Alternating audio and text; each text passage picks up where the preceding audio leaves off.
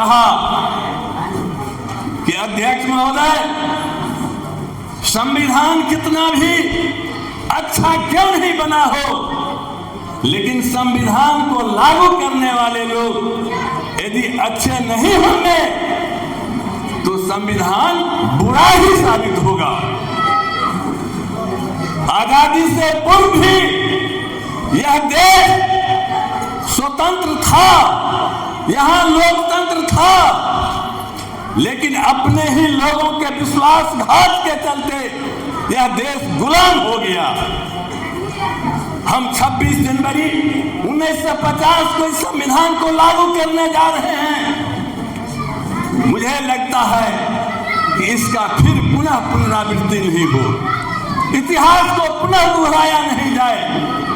इसीलिए हम 26 जनवरी 1950 को इस देश का हिंदुस्तान जो है, जहां विषमता ही विषमता है, उस विषमता में प्रवेश करने जा रहे हैं, जहां हमको आजादी मिलेगी। हमको संविधान में जो हम आर्टिकल बनाए हैं, समता मूलक समाज की स्थापना के लिए सभी को एक वोट का अधिकार देकर के बराबर करने का हमको अधिकार मिला है। हमको राजनीति में सिर्फ एक वोट की जरूरत सभी लोगों को है, इसलिए उसका हमको मान्यता मिलेगा।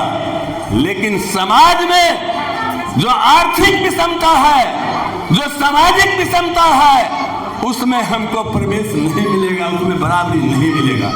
इसीलिए हम आपको कहना चाहते हैं कि आप जब तक इस देश में आर्थिक विषमता और सामाजिक विषमता है, उसको यदि खत्म करने के लिए आप जो ये धर्म का जो आप मुखौटा बना करके सारे लोगों को बांटने का काम कर रहे हैं, यह विषमता खत्म नहीं होगा।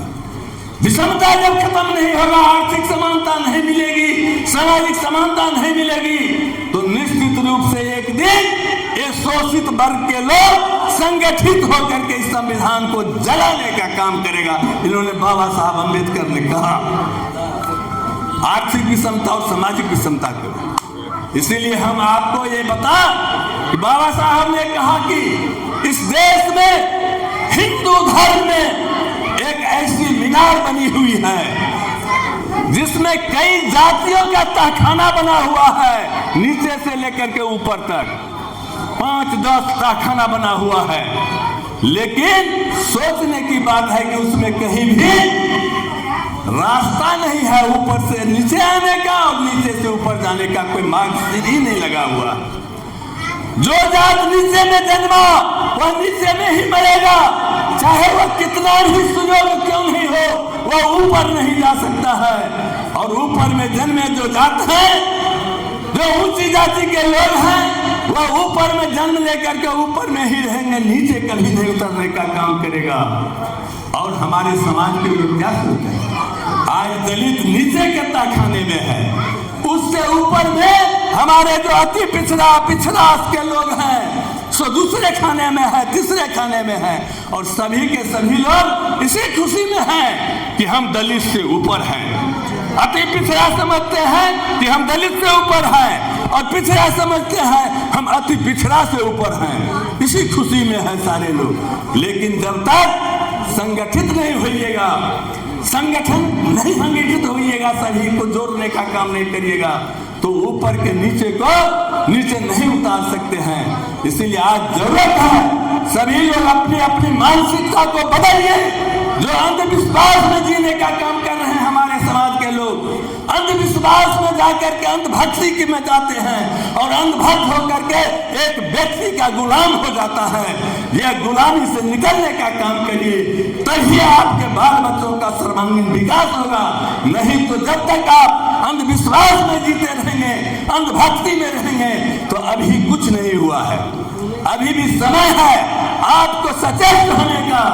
आप अंधविश्वास से निकल करके चिंतन करिए, अपनी मानसिकता को बदलिए और सोचिए कि हम किसके लिए कर रहे हैं। आप अपने बाल बच्चों को शिक्षित बनाने के लिए, अच्छे लोगों को बनाने के लिए आपको सोचना होगा।